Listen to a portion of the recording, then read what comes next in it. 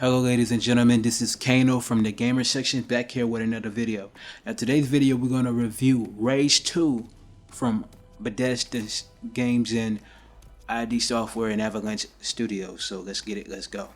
Alright, now the synopsis of the game is basically your players assume control of Walker, the last ranger who must survive in a world inhabited by dangerous mutants after it was hit by an asteroid 99942.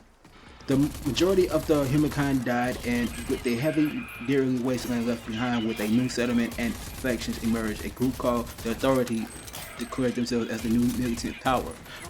So basically, the Authority was basically dismantled in the first game, but they came back in a new immersed with mutants and different, kind of different soldiers within the game itself. They came back to try to take over everything, so you have to do the injustice with your crew, with your revolutionary crew, to make sure that doesn't happen in a sense. So that's basically the setting.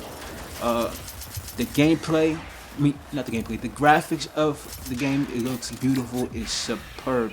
There's multiple different lands, which is called the Wasteland. That's the whole map within the game. It's called Wastelands, but there's different sections like the wilderness, the deserts, the abandoned cities, stuff like that. And graphically, it's beautiful. Made with the Avalanche, made by ID Software and Avalanche Studios. It's phenomenal. They did a great job, superb on that. Gameplay wise, it's the traditional first-person shooter where you can basically shoot your enemies up, throw grenades, throw the wing stick, which is phenomenal. And also you could actually drive within the game itself, and you could do races and stuff like that. It's a typical first-person shooter game, but it has these elements where you could do different things in the game, where you can upgrade your weapons, you can upgrade your cars, you can do a lot of different things, and you have these authority figure type of weapons like the different rocket launchers, the different pistols, and the different shotgun and AK-47, which is on a high standard. Now, the only downside with the game in the beginning, there was a glitch in the game where the day and night cycle would intertwine. It would be mostly the nightfall compared to the daytime. You know, you spend majority of the time at night than during the day, and that would kind of like mess it up on the game.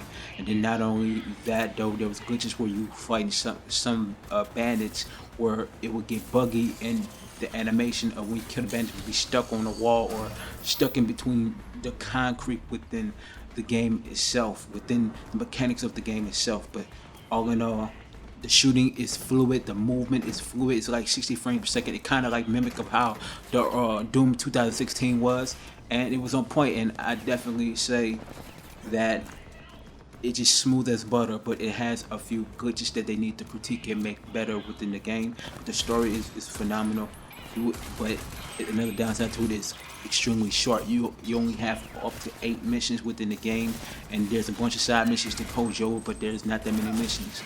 So with that being said, my review in this game, I would give Rage 2 a 4 out of 5 stars based off the fact that it's a great game, it's a phenomenal game. Problem is, it's too short, and there was glitches within the game. So with that being said, make sure you like, share, comment, subscribe, hit the notification bell.